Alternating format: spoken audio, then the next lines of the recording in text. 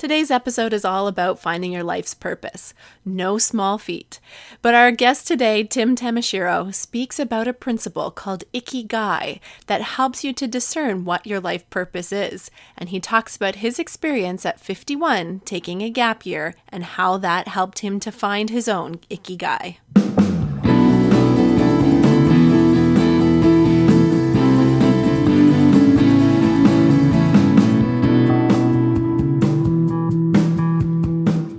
Welcome to the Gap Year Podcast, where we explore the who, what, where, when, and why of gap years. It's real people sharing their stories, ideas, and experts diving deep into how you can make the right decisions in order to have a meaningful gap year. This is the place to be no matter where you are on your gap year journey. I'm Michelle Dittmer, your resident gap year expert. Let's jump right in.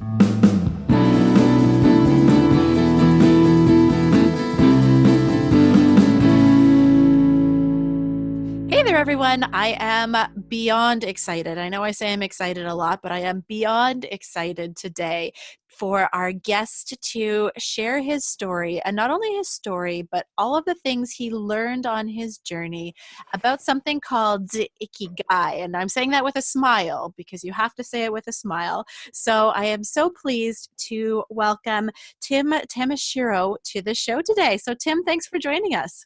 Hi, Michelle. Thank you so much for having me on. I'm excited about this whole gap year explosion that we're going to be a part of, right?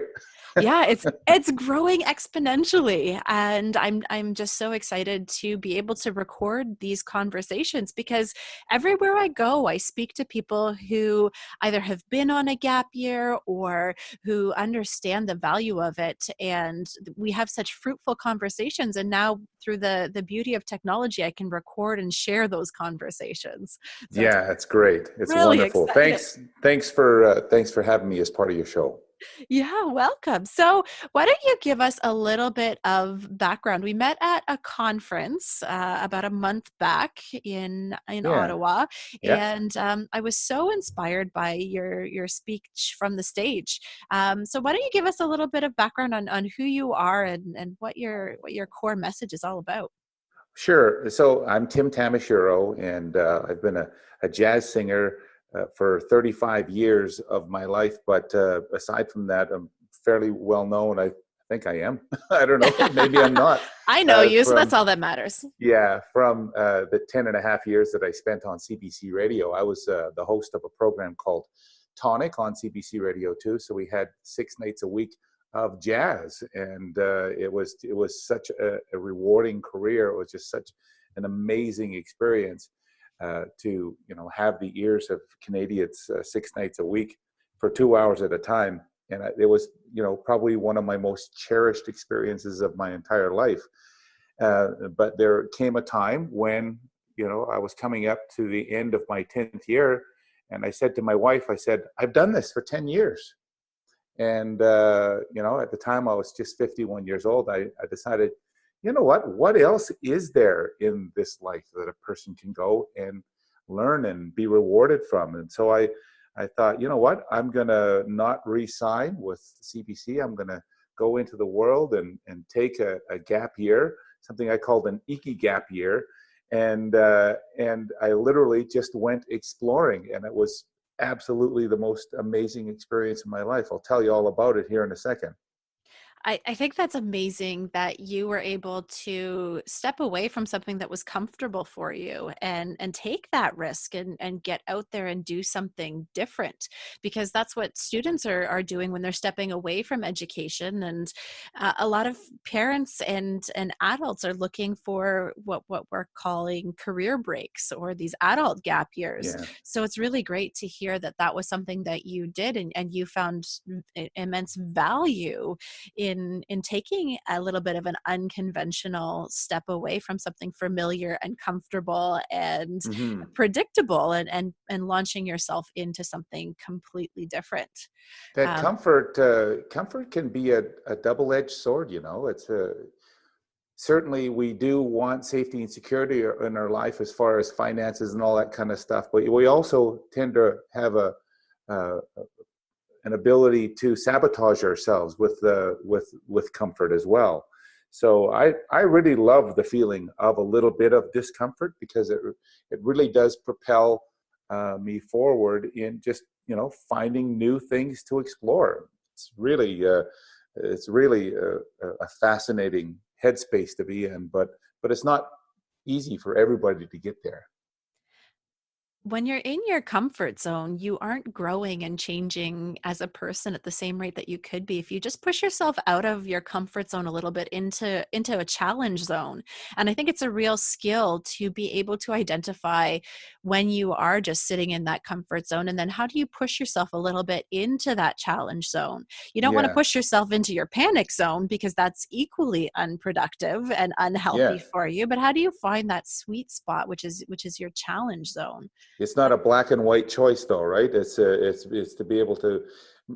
So many people. Well, it's just brains and psychology, and just the way that our brains operate. It's not anything that we're flawed with. It's just the way that human beings work.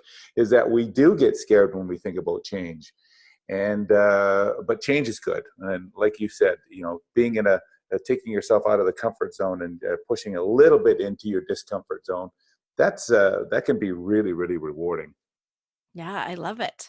So tell me a little bit more about your gap year, though, about getting out of your comfort zone, and what did that look like and feel like for you? Well, for me, it was exhilarating because I made the choice for that particular reason.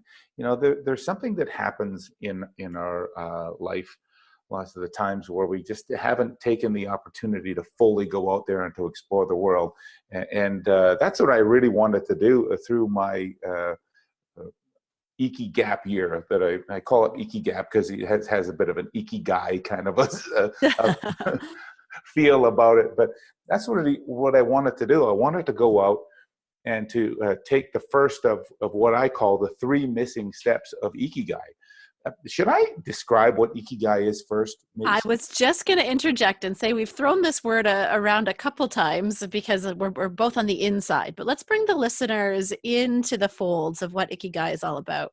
Sure. So Ikigai is a philosophy that comes from Okinawa, Japan. And that is the place where my grandparents were born, actually, on my dad's side.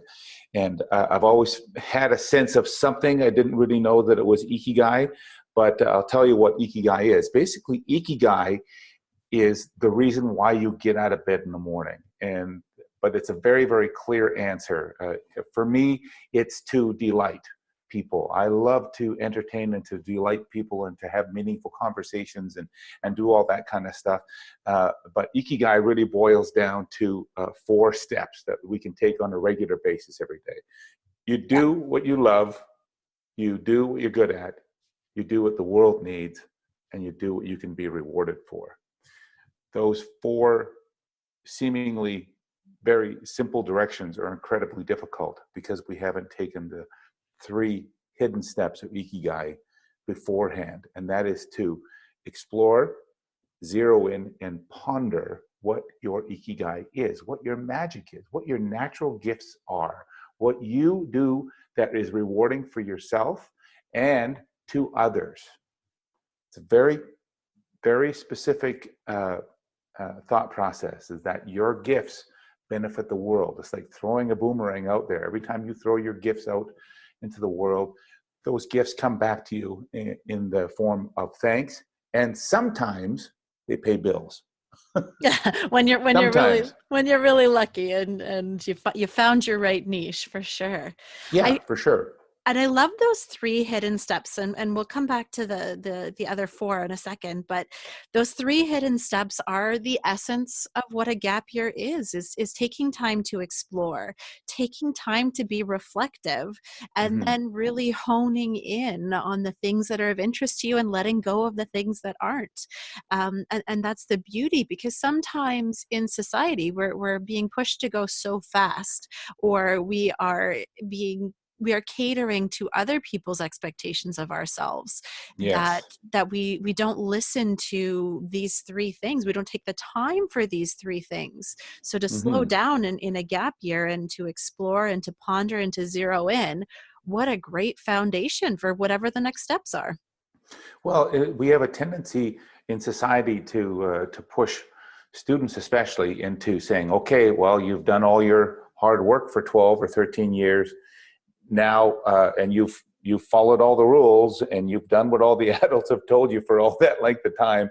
And now that you're 17 or 18 and you've reached the achievements that we said that you had to do, then now choose and follow through on something that's meaningful in your life. And that's impossible to do without exploration and zeroing in and pondering what that is to you. That is the essence of that gap year. And that is the essence of a future foundation for well-being and happiness in your life. I love that you attach this to happiness and well-being, because there is so much going on around in the news and in the statistics coming out around mental and emotional well-being, or lack thereof. And so much of that in the folks that I talk to and what I see is related to people being misaligned with who they are meant to be, or who they are on the inside. And Yes. and so I really connect with these steps. That's great. Well, I would love to explain a little bit more. Can I tell, maybe just set up a little example of what I did in my gap year? I would love that. Okay, so my gap year was literally something that, number one, I saved up for. Hmm. That's important, because financial security is definitely something that we have to take care of. We all have bills to pay, et cetera, et cetera. So saved up for it. Worked with my wife on what this gap year was going to look like. Had very, very frank, good, meaningful conversations with her so that we could maybe just make it align so that it wasn't going to be something that she had to suffer for. But in my gap year, basically all I said was, I want to scratch every itch that I've ever had. And that includes any itch that just pops up. So I really just wanted to go and just see where the universe took me. Now that might seem kind of, fluffy, but it's really a way of it was a way of freeing myself to be able to say, what can the world provide for me? So one of the first things that happened for me was that I was asked to do an event with Ian Tyson, who was, one of our singer and songwriter poet laureates of the country.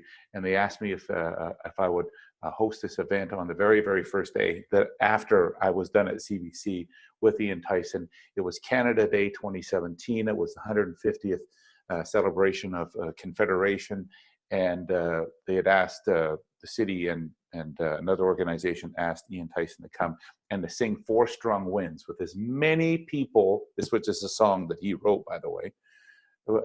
We invited all Calgarians to bring their guitars and ukuleles and mandolins and violins or banjos or whatever, come down and sing Four Strong Winds with Ian Tyson. So I hosted that event, and it was an absolutely magical event. So that was the kickoff of my first day of my gap year. After that, it was all about just paying attention to what presented itself to me. I saw that there was a full eclipse that would be in totality just south of Portland, Oregon. And we just happened to have friends in Portland, Oregon. And I reached out to them and I said, can we come down and take in this eclipse with you? And they said, sure, come on down. So that's what we did. Took in the sights and sounds and sensations and different temperatures and smells of a full eclipse. And that is an absolutely mystical experience for anybody to take part in. Did you know, Michelle, that when you're in a full eclipse, as soon as it goes into totality, all the birds stop singing? Wow. You don't hear anything. It just goes completely silent. And when you look around you, it looks like 360 degrees of daylight. It's absolutely an astounding experience. So that was experience 1 and 2. The next experience was exceptionally cool because I found out that there was an expedition called the Canada C3 expedition, which was a celebration of the 150th year of Confederation. But it was an icebreaker journey that would travel around all 3 of Canada's coasts on a 150-day journey. And there were 15 legs that they were inviting Canadians to be a part of. So I applied to be a part of one of these legs, and I didn't get in, but I just kept emailing them saying, I'm available if there's a spot. I'm available if there's a spot. And wouldn't you know, out of the blue, I got a phone call from the organizer saying, we had a spot that's opened up on leg 11. We'd like to invite you to come with us and to literally go across the Northwest Passage on an icebreaker on Canada's north coast. And so I went and did that, and it was absolutely an astounding experience. After that, my wife and I, as well as our children, we were invited to go and to build houses in the Dominican Republic to give to people through a foundation that some friends of ours operate. So we'd lined up to do that, but unfortunately there was a hurricane on the way, and so we had to cancel that. But we had 2 weeks booked for our children, together with our children, which hardly ever happens because they're a little bit older. So we said, well, let's go and do something. So we booked trips to Japan. We went to Japan and hung out there for a couple of weeks. While we were there, we went to Okinawa, where my grandparents were born, and went to this tiny, tiny little, impossible little island that they were born on, and put our toes into the sand there. And that was really an important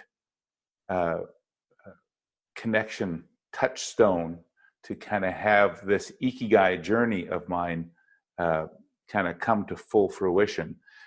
It wasn't long after that I realized that my Ikigai ultimately is to delight. And my favorite part about being with Ian Tyson is just talking to the guy and to just delight him, do everything I can to entertain him and to help him feel good. Same sort of thing as when I was on the icebreaker or when we went to Japan. I just wanted to get smiles out of people. Japan, by the way, is a very difficult place to get smiles out of people for some reason. I don't know why that is, but that, and that's my favorite part of daily life. It's to talk to Michelle and to get a giggle out of you, and to see somebody while I'm walking my dog and to stop and have a little conversation. I love all of this stuff. So to fully realize what my Ikigai is, to delight, that has allowed me to have a real true north to wake up to every day and go, I know what my work is today. And it's just to delight. It's as simple as that. So that's what the gift of my gap year helped me do, is to explore and zero in and to ponder what my Ikigai is. And now I've come to a full understanding of what makes me tick. I love that so many things about your story really resonate with me and will resonate with the listeners as well. And I think there's some really big lessons to pull out of the way that you described your year. The first thing that really stood out to me is this idea of scratching every itch, because there are so many things in life that we think, what if, or wouldn't it be cool if, or if I only had more time, I would, and all of those kind of like 3 dots at the end of those sentences could be complete sentences if you take the time on your gap year to explore some of those things, because you don't know what is going to be that home run. So you've got to see everything as a lob ball and just get ready to tee up and hit it out of the park. So I like that analogy, and I think it's something that people will connect with, this idea of scratching every itch. Yeah, exploration and scratching those itches are really important, because number one, it gets it either off your plate or says that you want another serving. You know what I mean? Yeah. And because you can literally say, you know what, I've always been interested in dentistry. So, you dig into dentistry and you kind of get in deep enough to realize what it's all about. And you might kind of go, I'm still interested in it, but it's not really for me.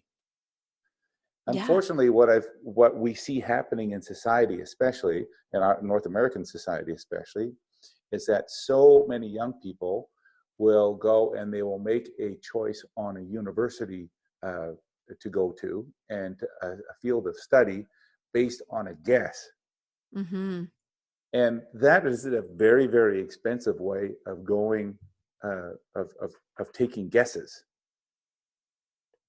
Extraordinarily expensive, in fact. I mean, what are the statistics of the amount of people that actually work within their field of study after university? Yeah, it's pretty small, surprisingly small. Surprisingly small. I think I read something like, was it like 28% or something along those lines? Don't quote me on that, but that number comes to mind. It's scary. It's extraordinarily expensive. Where in a gap year, you can literally go and grow your heart and your head and your experiences in ways that will shape you for the rest of your life. And everything is a guess, but you're doing it in ways that, number one, it's a little bit more inexpensive. Number two, you can work lots of the times when you're on gap years. And number three, you're doing it at a time of life where it's really going to shape your entire life, as opposed to later on in life where it might shape a small portion of your life. Well, and I think that's a really important message that young people need to see, because there's so much pressure to just do what your peers are doing and to take a year off, quote unquote, when you are 17 or 18. A year seems like a really, really long time Doesn't to it? be going to do something different, because in the grand scheme of your 17 years of existence, that's a big Mm-hmm. chunk of it. But when you're like a big old grown up like us, who Mm-hmm. have been around for a lot longer, that year changes to something much, much smaller.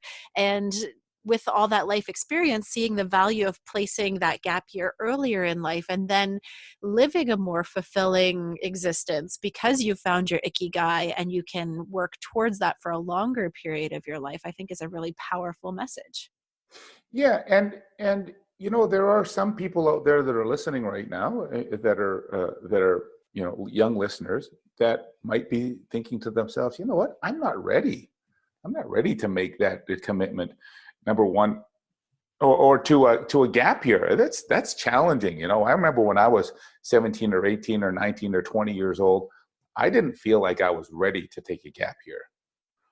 Whereas my wife, on the other hand, who I didn't know at the time, she was out living in Australia for 2 years, and I guess the question is, whenever you're ready, that's the time to take your gap year. I agree 100%. Whenever you're ready to tackle the idea of a gap year, or whenever you realize that you're not ready for what other people are telling you should be ready for, Mm-hmm.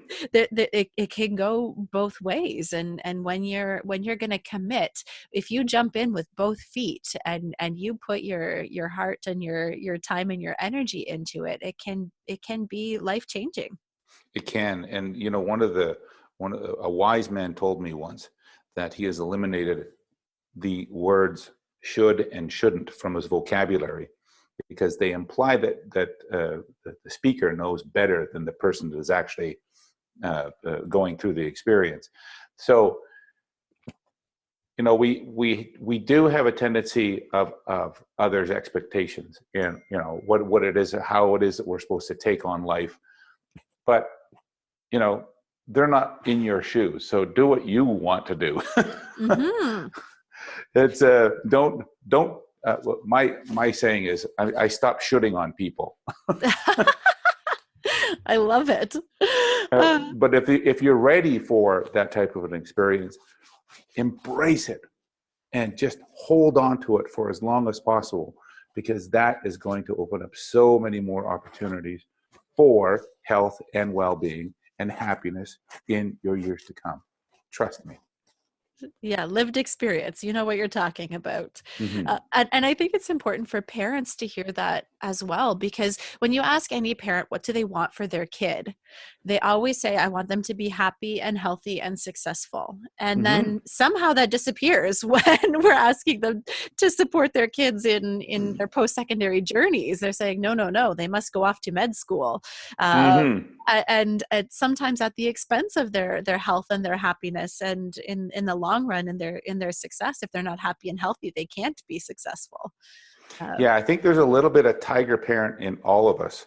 Are you familiar with that phrase, the tiger parent? No. So there's an entire understanding of parenthood, especially in the Asian communities, called tiger parenting, where it's high expectations, especially from parents, on what their children will be, instead of the children just guessing or choosing what their own journey is going to be. So there's a heavy uh, expectation of falling into being a lawyer or a doctor or an engineer. And tiger parenting is heavy expectations that if you don't do what I am telling you to do, then you're disappointing your family, et cetera, et cetera, et cetera. I've had conversations with adults who have been tiger parented, and their happiness level and well-being level is really compromised. And what they're choosing to do is just kind of step away and kind of go, okay, well, I have to find out more about who I am. And the one question that I ask them is, at what age do you become an adult? At what age do you become capable of making your own decision? And at what age do you become capable of saying to your parents, you can't tell me what to do because this is my life? Hmm. That's hard. It's very hard. It's very hard, especially when we have so much respect for our parents, and as kids, we don't want to disappoint them. They that's just how we show our love and our respect for our parents, and they want what's best for us, and we know that. But at the same time, it is our life, and I often talk about gap years as an opportunity to get into the driver's seat of your own life. Mm-hmm. And I think that's a really powerful metaphor or imagery as well, because for so long you were in the back seat of your own life because you didn't have the skills to be able to be in that driver's seat. And then you Mm-hmm. get your learner's permit and you need somebody there alongside of you. But at some point you earn that full driver's license, and you get to decide where you go, in what direction, how fast, and when. And I think that we sometimes forget that step as parents and as young people, that it is Mm-hmm. an active step of moving into the driver's seat. Yeah, I have two children myself, and I know what it's like to be at the position where you want them to be healthy and happy. I especially want my kids to be healthy and happy, but I've always had the understanding that in raising my children, I really had only three jobs to teach them. I had to teach them how to be smart, be funny, and be kind. That's it. And the most important one in that, Michelle, is to be smart. And to realize that life is going to try to teach you lessons that you need to learn. And if you don't learn those lessons, then you have to take the class all over again. And keep on taking the same lessons and lessons over and over and over again. Uh, and, in terms of a gap year, those are lessons that you're going to learn, and they're going to be with you for an entire lifetime. In order to do that, you have to separate yourself from the apron strings to become your own person. What a powerful message and a powerful thought. And I hope the listeners are letting that settle in, that these life lessons are going to be with you for a long time. And they're lessons that aren't going to be taught from a textbook. Mm-hmm. They're lessons that only life and experience can teach you. And that's why we look at our elders as folks who are wise, because they've seen so much, they've experienced so much. And the more that we try and compartmentalize education, and the more that we try to put everything in little boxes and make it tidy and give you the 3-step plan, Mm-hmm. the less we expose ourselves to these different experiences and these opportunities for growing as a well-rounded human being. Mm-hmm. And again, this is our journey. I've always believed this, that whenever I've seen my kid, I go, yeah, those are my kids, but those are their lives. So if you were to give some advice to young people who are embarking on their gap year or thinking of planning their gap year, how can they start to discover what their Ikigai is? Is there any recommendations or tools or steps, ideas that you have for them that might be helpful? Oh yeah, and I think the first place to go is that chances are that if you're going on a gap year, you have the means to have a little bit of a safety net as far as money is concerned. And that's the dream scenario. So if that's the case, then don't go to I would recommend to go to a place and not choose a job that is going to pay the most money. Instead, go choose to do something that is just fascinating to you. And that could be anything. If you think to yourself, oh, okay, well, I'm going to go and work on a banana plantation, but spiders fascinate me. That sounds amazing. So there's a great opportunity for you to go and check out spiders by working on the banana plantation. Or if you're working at a pub, or if you're or at a restaurant, you're not doing it for the money. You're doing it to make friends and to build a community around you, so that you can go and to be a part of that community that you're in. Basically do something that is just fascinating to you, as opposed to something that's going to pay you the most. So often, Michelle, we base our decisions on what our income is going to be, as opposed to what our outcome is going to be. And that in itself is a powerful lesson to learn on your gap years. Figure out what the outcome is. Don't worry about the income. I can't agree more. And people often talk about the cost of a gap year. And there are tons of opportunities to earn money, but at some point to really fully benefit, there are opportunities to pay into experiences, whether that be travel solo or traveling with different groups or organizations.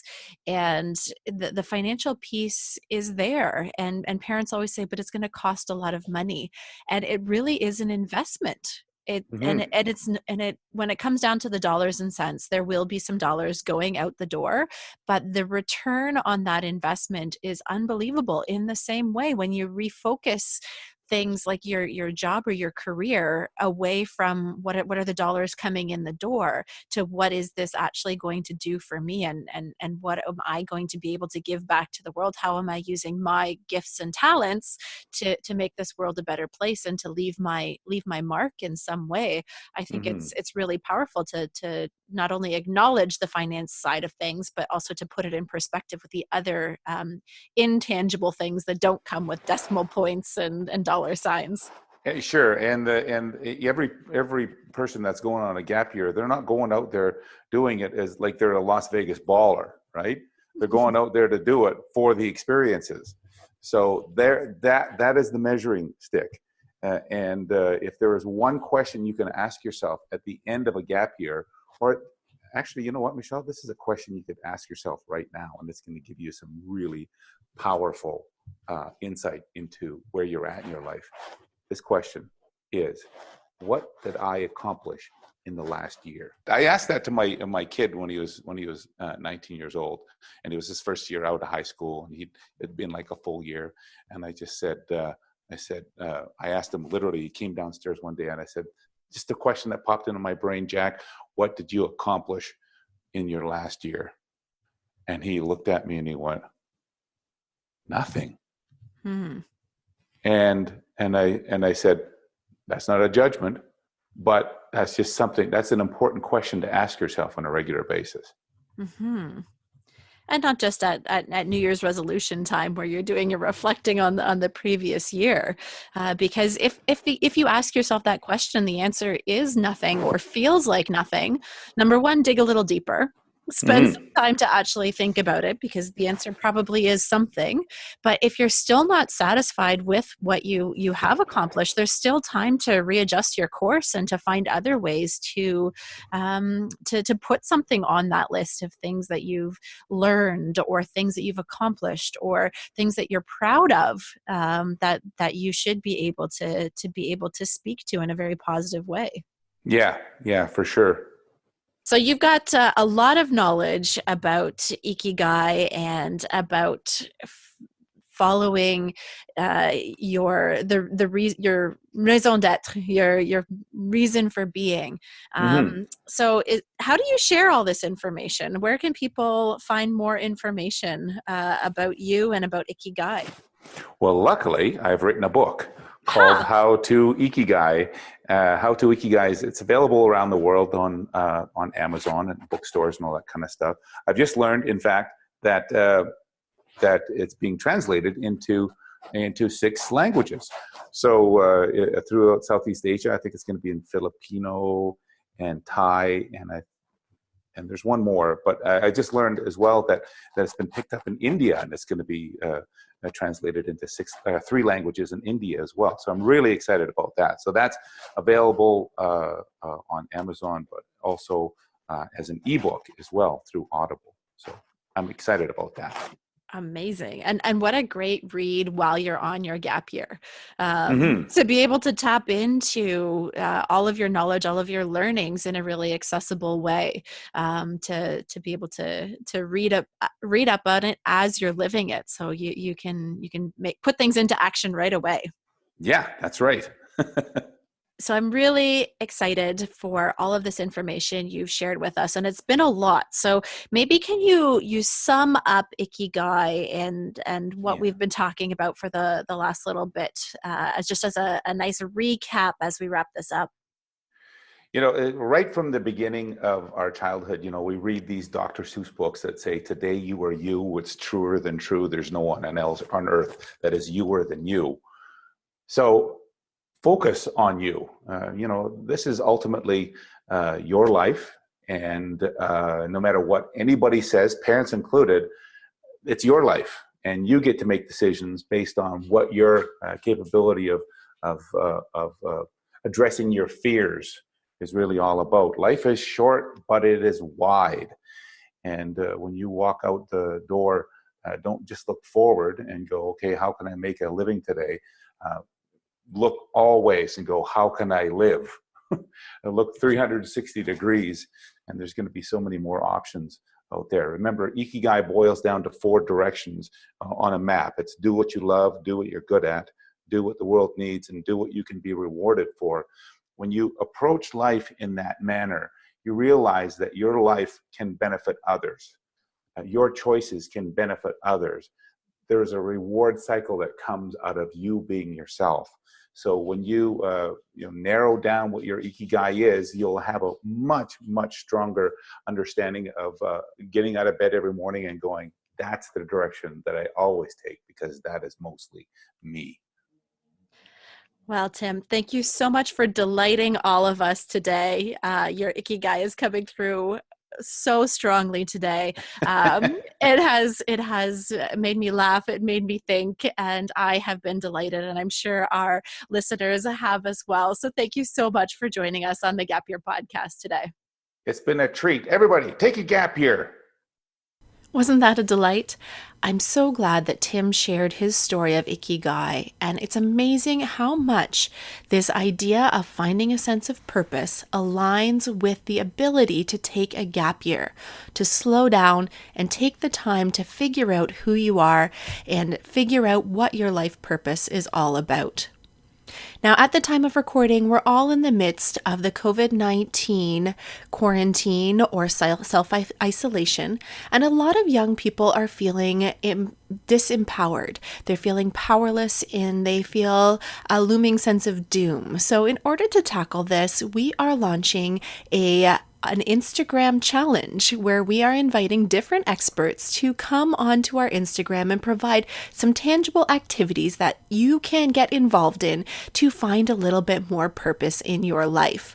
And so we hope you join us on Instagram in the coming days. We're going to be starting on April 5th.